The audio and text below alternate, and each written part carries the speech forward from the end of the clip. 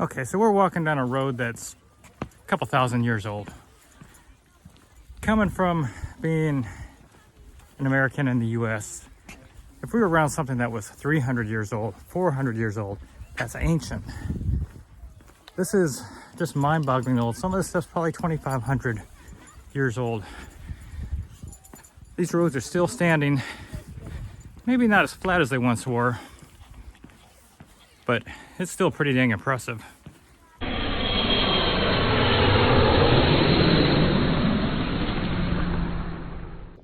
Today, Turkey was inhabited from 540 BC until the 1300s. Today, even though it's spelled like side, should not be a side trip for you. If you're coming this way, it needs to be a destination. These ruins in this city are breathtaking. So right there behind us, that was built in the 2nd century. Some ancient stuff back there.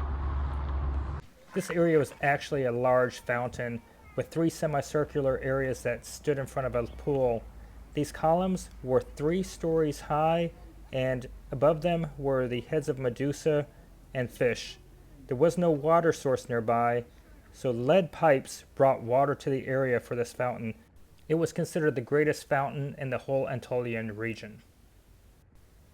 If you visit here, make sure you get out of the car. Yes, there is a road that will come through here, but you're only going to see maybe 15% by staying on the road. Get out, get on foot, and explore the city. It is large, and it will take you a full day, and if you're really a history buff, you can come here and spend a couple days just to admire the architecture, the work, and the history. The word Side actually means pomegranate in the Luwian language. The Luwians were a population that lived in the Anatolia area during the Bronze Age. The early colonists that settled here forgot their native language of Greek and began speaking the local barbarian dialect. Side entered into Persian rule with the rest of Anatolia in 540 BC. In 334 BC, the city surrendered to Alexander the Great and entered into Macedonian rule. Wow, look at that history all around us. Pretty amazing. It is. Going back like before BC. I mean, we're talking 500 BC, some of this stuff. The city of Side stayed under the rule of Alexander the Great and his followers for quite a long time. Eventually, though, they did regain their freedom. They opened up their ports to piracy, and they became rich. Eventually, Roman rule came in 67 BC. They came to clean out the piracy, and the city did become richer under Roman rule and became the capital of the region. The Romans also made today a hub for a Roman Navy base. Now, if you're new to our channel, Julie and I, we're traveling the world with our 2 dogs, trying to see what it's like to live in other places, and we're sharing our experiences and our expenses and information with you. So if you haven't already, please subscribe. Don't forget to give this video a like and follow along. We also do the tourist stuff like we're doing today. The city under the rule of the Romans, as a harbor, had a very cosmopolitan population. Apart from pagans with their multi-religions, there were Jews and also early Christians lived here. St. Paul was believed to have visited the city during his travels. When Christianity was declared as the state religion during the late Roman times, Side became the foremost bishopric seat of Pamphylia. The city continued its development during the early Byzantine period, but from the 7th century AD onwards, because of Arab raids affecting Mediterranean trade, the city started losing importance and became smaller. During the takeover of the region by the Seljuk Turks in the 13th century, the city was abandoned. It's believed that this was once a Byzantine hospital. This city was actually quite huge. There was so much to see, so much to explore. Make sure you're wearing comfortable walking shoes. We covered a large swath of the area, going all the way to the coast and to the shoreline. And we also explored the great amphitheater, which is a must. There were so many ruins and places of interest. In many ways, it was almost overwhelming. Now, I love history. I love being places where people of the past have left their mark for the future. To think that I'm looking at walls, statues, columns that were crafted by the hands and imagination of somebody that lived thousands of years ago.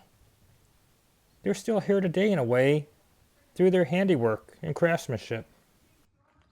So to enter the amphitheater, it's a 55 Turkish lira a person, and the girls got in free.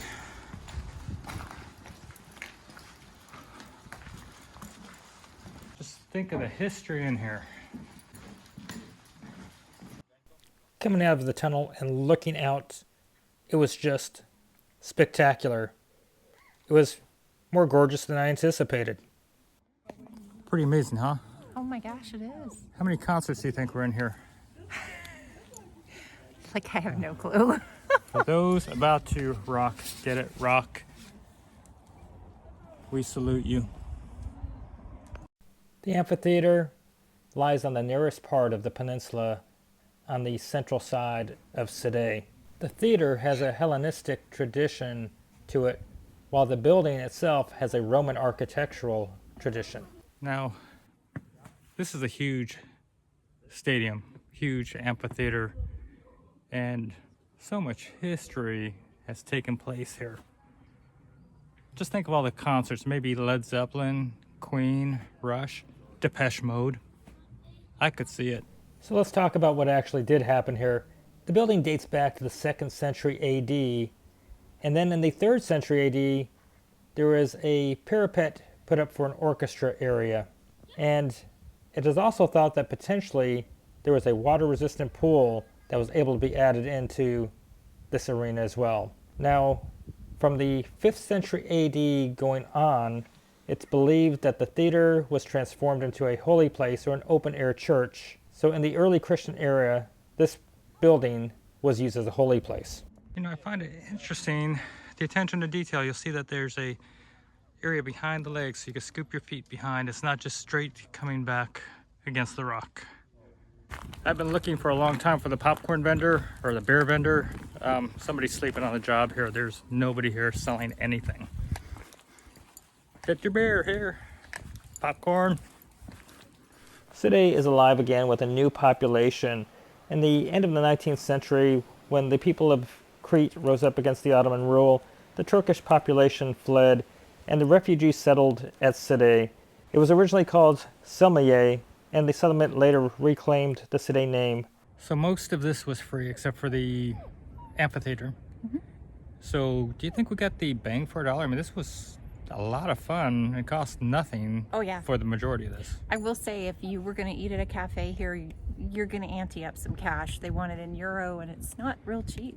Yeah, it's not Turkish prices for the food. So there's a little town here, and it's definitely set up for the tourists, and they're doing the price in euros.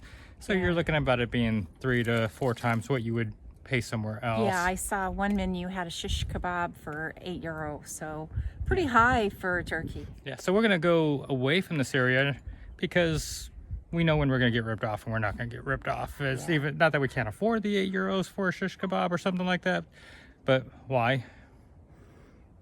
We decided not to eat at the little town along the shore right outside the gates. We went about 5 kilometers into Side.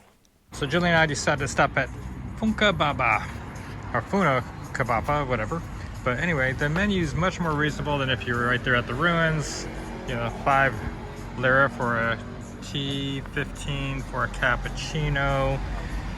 So let's take a look at the menu. As always, you can fast forward, pause, zero in. Now, as a reminder, Julie and I, we're traveling the world with our 2 dogs, trying to see what it's like to live in other countries. And we're trying to share our experiences with you. So if you haven't already, please subscribe. Don't forget to give the video a like if you found the information worthwhile. Now, as we look at this menu, there's so much on here and so many pages, and as they do in so many places in Turkey, you'll see that there's a kind of a sticker where food is, where the prices are, and that's because quite often with the Turkish lira changing, they change the prices often. So right now we're looking at almost 14 Turkish lira to the dollar, and you'll probably see a different price in the future if you come, but it'll probably be comparable to the dollar with whatever that exchange rate is at that time. So much of this food looks so good. Long menu. And this is much more reasonable than hitting the tourist places. The honey cheese sandwich looks pretty good so far. I got my mocha, cafe mocha. Julie's got her grilled chicken sandwich and her tea. And bon appetit. Let's eat. This was a good little restaurant, and we like eating like the locals. So 131 Turkish lira, so, sorry, 139 Turkish lira, so that's roughly $10. Much better than doing the tourist place for Yeah. €8 for just one sandwich.